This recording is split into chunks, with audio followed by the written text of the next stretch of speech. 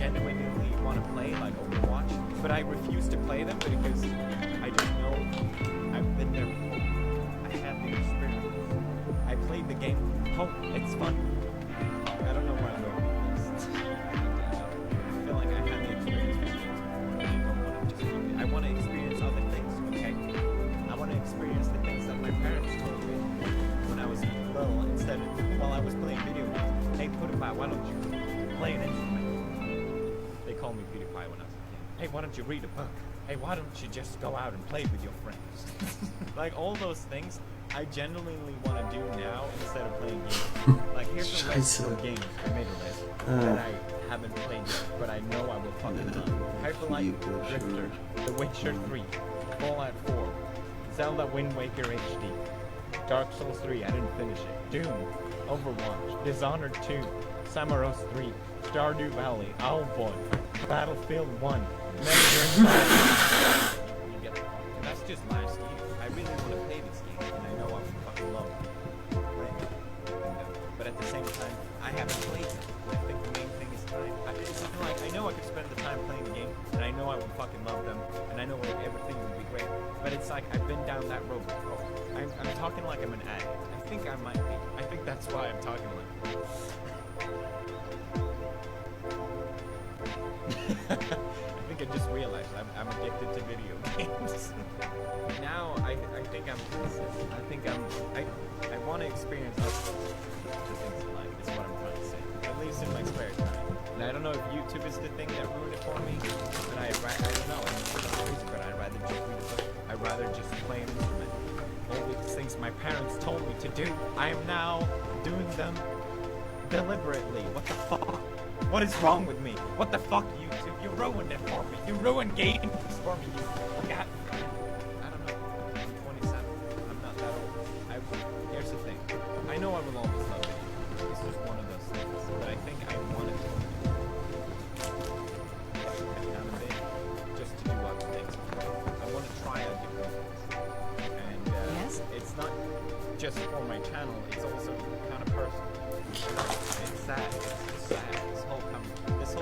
This whole video, this is sad. Another reason I haven't been playing video games as much on the channel.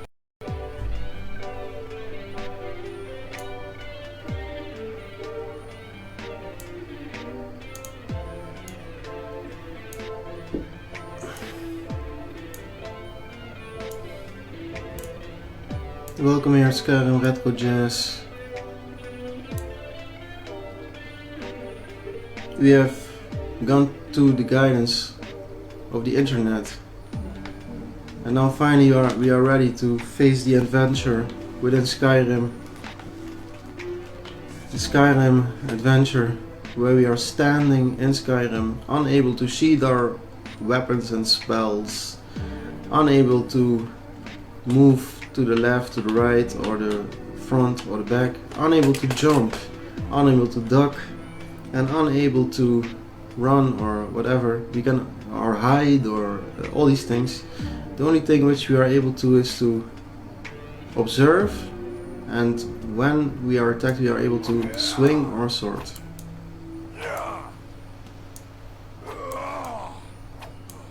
This kind of Retro Jazz.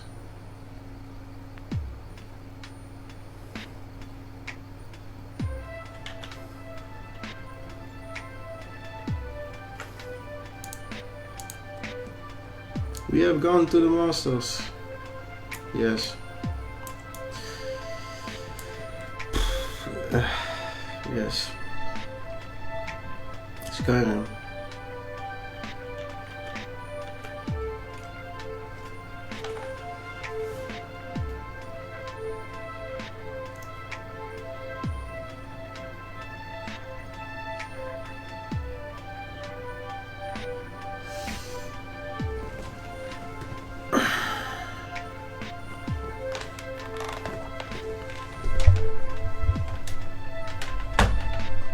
We will try to ease the discomfort of the avatar as much as possible. As we have established in this playthrough, at one point the avatar was unable to sheath his weapons or move around or walk he could only stand in one position. This is what we have found right out now. Within the world of Skyrim, the keyboard suddenly stopped working. After a lot of binge drinking of the avatar, he went on the road towards Helgen, where supposedly there had been some sort of calamity, and now he's standing there looking into the sky, and in the sky there's me. But before there was another person in the sky. In the video before this one, there was another person in the sky of Skyrim.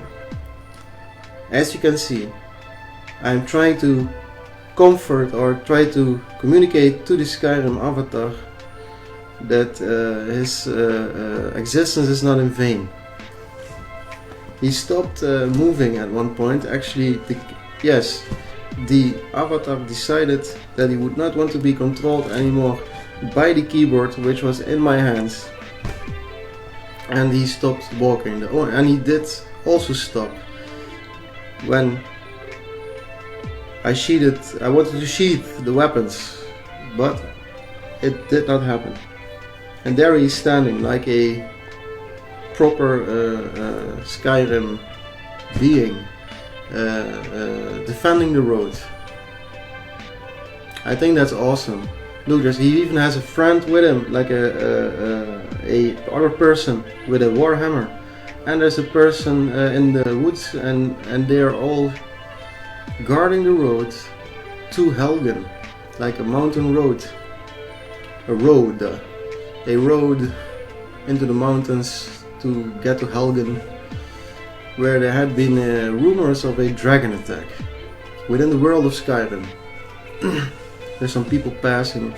As you can see, the character or the being is unable to do anything by itself. It can only feel by itself. It can get hungry by itself. With all the modifications installed, it's not an it. This is a character we are looking at. This is a real three-dimensional virtual space being. And what we can render in a computer, we can imagine in mind. And what we can imagine in mind, we can experience in reality. As such, this is not playing games. It's not games. It's not games. Why do people do not play games? Because we've realized that our games have become realities. So I think I want to quit right now, but I cannot. I cannot quit this.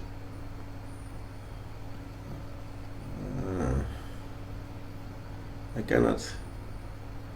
cannot abandon the Sifu. I cannot abandon the Sifu. In this case, the Sifu is within Skyrim, and the apprentice is in reality. So, who's the master of the Sifu? And who's the Sifu of the master? We just watched different. So you have to be master yourself first. No, first master anything you can. If you can master eating cabbage, be a master at eating cabbage. And then the Sifu of cabbage eating will be the master of the Sifu who eats cabbage. As such, we will continue with this speech while we doze off into another reality where we can render different possibilities which will end happy.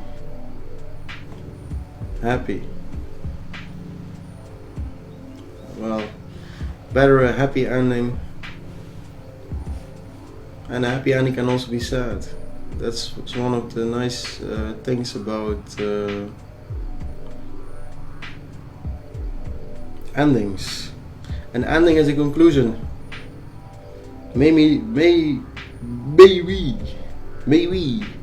live, to be able to have a noble passing while sleeping under clear skies, not while sleeping, but have a noble passing while laying in the fields surrounded by trees. May that be our ending, and may not be our ending being surrounded by doctors with all kinds of probes and shit and tubes in our nose.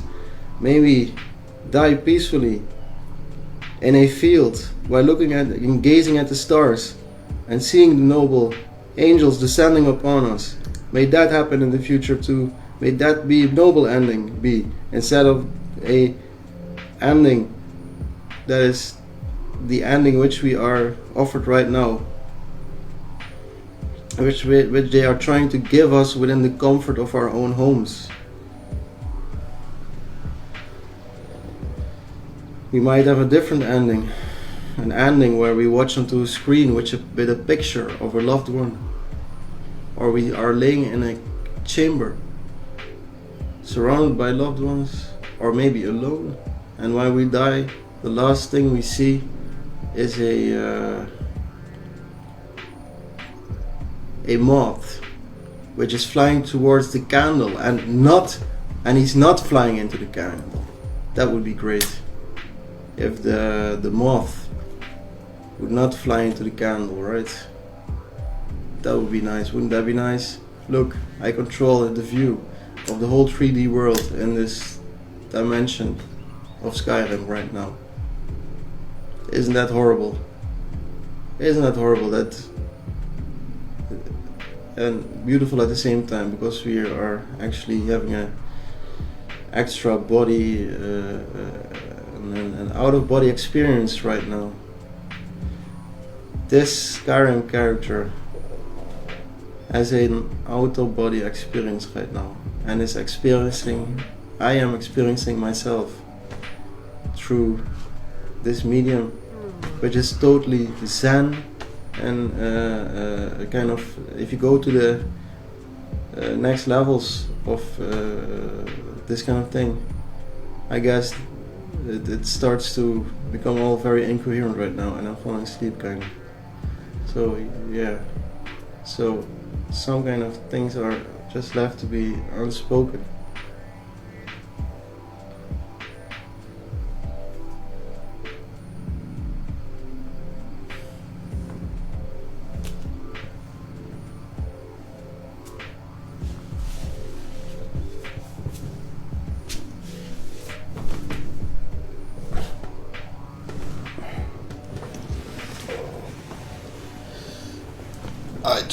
I'd rather have flying fists like a dragon than another seizure in my brain by some kind of effing bullshit.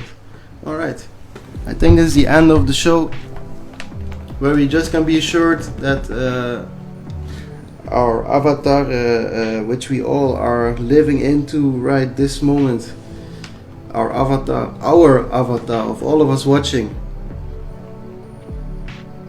he's safe on the road with his companions right there. And these companions were not chosen, they just were there.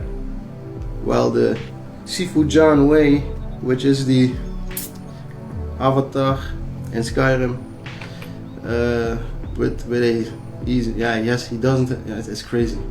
So he's, I guess it's all clear now, from my perspective. I mean, I'm in the sky of Skyrim, so I am in the sky of Skyrim, Tamriel, Mundus. The planet is called Mundus, and I'm in the sky of Mundus. And who was in the sky of Mundus? PewDiePie was in the, I called out the name. I've been watching this show called, the show is called PewDiePie, the channel. And it's, I have to say, it was an inspiring speech. It drove me to action at one point. So, this is on, I guess. This communication. I am streaming still. And I feel like I have to let go now. I have to say goodbye, people. Skyrim Retro Jazz. If you haven't followed me on my channel, Pretzel Flash You. Pretzel Flash You. Pretzel Flash You. Then you gotta know how to pretzel flasher, yo. how to flash your pretzels. Let's flash some pretzels. Yeah. All right. Let's flash your pretzels without having some kind of fucking seizure. Ah.